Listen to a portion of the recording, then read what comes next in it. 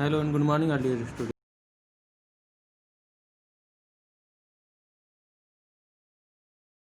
इसका प्रॉब्लम क्या की वजह से हमको क्या प्रॉब्लम्स हो रहे हैं। Water storage has become a major problem for the world today. आज के पूरे दुनिया में क्या है, वाटर का प्रॉब्लम पूरी दुनिया में है, ठीक है ना, वाटर शॉर्टेज का। In 1999 only 40 countries we facing water scarcity but is estimated that by 2025 around 65 countries would face the problem। सन 99 तक 40 कंट्री जो थे, ठीक है ना, वो स्कार्सिटी के प्रॉब्लम झेल रहे थे। लेकिन अभी क्या है, 2025 तक 65 कंट्रीज क्या करेंगे, ये प्रॉब्लम फेस करेंगे। Korea, India, Nigeria, Peru and Poland are also likely to suffer from water scarcity. Korea, India, Nigeria, Peru और पोलैंड भी क्या धीरे धीरे वाटर स्कार्सिटी के प्रॉब्लम से जूझने वाले हैं, ठीक है ना, उनको भी सफ़र होने वाला है। The countries which are facing the problem water scarcity are mostly developing और undeveloped. Most of this countries are poverty stricken। They experience regular drought and other water problems but cannot afford to import water because of poor economic backup। जो water की scarcity है, ठीक है ना, वो अलग अलग कंट्री में, मतलब पूरे वर्ल्ड में बहुत सारी कंट्री हैं जिनको क्या हो रहा है, वाटर की कमी का एहसास हो रहा है। लेकिन वो वाटर जो है गरीबी है, पुअर इकोनॉमी की वजह से क्या करते हैं, वो वाटर को मतलब इंपोर्ट नहीं करते, खरीद नहीं सकते। कुछ कंट्री जैसे एशिया, अफ्रीका के लोग जो हैं to go miles to get water. Asia और अफ्रीका के कुछ देश ऐसे हैं जो क्या करते हैं, कुछ लोग ऐसे हैं जहाँ जो वाटर लेने के लिए कुछ माइल्स मैंने कई किलोमीटर जाकर पानी लेकर आते हैं। Some of the problems faced due to unplanned utilization of water resources. ये जो कुछ प्रॉब्लम्स ऐसे हैं जिनको हम फेस कर रहे हैं, वो क्या अनप्लान्ड यूटिलाइजेशन, यानी वाटर का जो रिसोर्स है, संसाधन है, वो क्या है, उसका यूटिलाइजेशन सही तरीके से, प्रॉपर तरीके से नहीं किया जा रहा है, उनको अनप्लान्ड किया जा रहा है। As since most of the rivers pass through various stages, thus so no single state can handle the problem of water management alone। कोई भी स्टेट जो है, ठीक है ना, वो वाटर की प्रॉब्लम तो हैंडल करने के लिए क्या कर रहा है, वो अकेले कोशिश कर रहा है। यानी अगर सारे कंट्री, अगर इस सारे स्टेट मिलके अगर उसको करेंगे तो क्या होगा, वो हमको उस प्रॉब्लम से का सलूशन मिल जाएगा। And the uneven rainfall also creates a lot of problem. और जो अव्यवस्थित रेनफॉल है, यानी कभी कहीं पे बारिश होती है, कहीं पे नहीं होती है, ये भी क्या करती है, बहुत सारा प्रॉब्लम क्रिएट करती है। Due to its river do not receive the certain amount of water all around the year. इसी वजह से जो इतने भी रिवर्स हैं, ठीक है ना, उनको अच्छे से पानी नहीं मिल पाता है। इसकी वजह से क्या होता है, वो पूरे साल क्या करते हैं, वो सूखे रहते हैं, ड्राई रहते हैं। This variation is not only from river to river but also from season to season in the same river. और ये चीज़ जो है वो रिवर टू रिवर ही नहीं, ये सीजन टू सीजन भी क्या होता है, ये वर्क करता है कि सारे रिवर्स जो हैं उनमें पानी जो है वो रेनफॉल से आता है। रेनफॉल नहीं होगा, बारिश नहीं होगी, तो वो क्या होगा, उसमें अच्छे से पानी नहीं आ पाएगा। The Hirakud project in Odisha, the Bhakra Nangal in Punjab, the Damodar valley project in Bihar and West Bengal, the Tungabhadra project in Andhra Pradesh and Karnataka and the Rihand project in Uttar Pradesh are some of the important multipurpose project in India.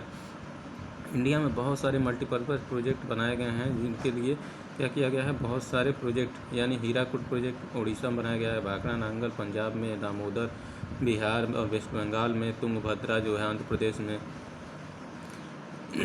Rihand जो है उत्तर प्रदेश में, और ऐसे कई प्रोजेक्ट बनाए गए हैं ताकि पानी को सेव किया जा सके। दीज डैम्स, और ये सारे डैम्स क्या करते हैं, पानी को रोकने का काम करते हैं। Increase agriculture production in India. ये जो डैम्स है जो पानी रोक के रखते हैं, वो किस काम में आता है इंडिया में, वो एग्रीकल्चर के काम में आता है।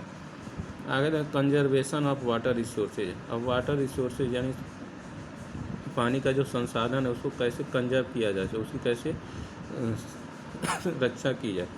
Clean and adequate water is the major agenda of 21st century world.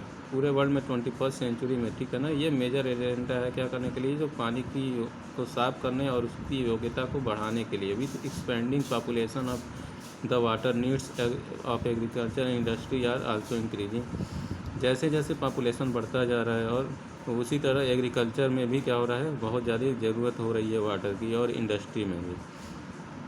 Thus it has become essential to conserve water and improve it's quality.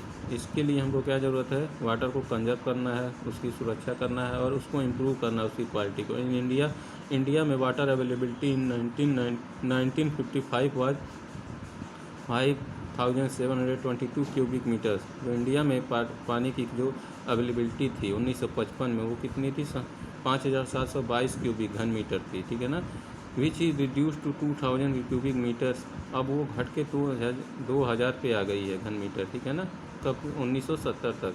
Deforestation यानी पेड़ों का जो कटाव, फॉरेस्ट की जो कमी हो रही, कंस्ट्रक्शन ऑफ हाउसेज, जैसे जैसे बिल्डिंग कंस्ट्रक्ट का बनाए जा रहे हैं, रोड्स बनाए जा रहे हैं, इंडस्ट्री बनाई जा रही है, ठीक है ना। तो वो क्या कर रहे हैं, अंडरग्राउंड वाटर को डिप्लीट कर रहे हैं, उसकी कमी कर रहे हैं। Here are some important measures of conserving water. अब वाटर को कंजर्व करने के लिए कुछ मेजर्स का, इम्पॉर्टेंट मेजर का हम यूज कर सकते हैं। अफॉरेस्टेशन और हिल स्लोप।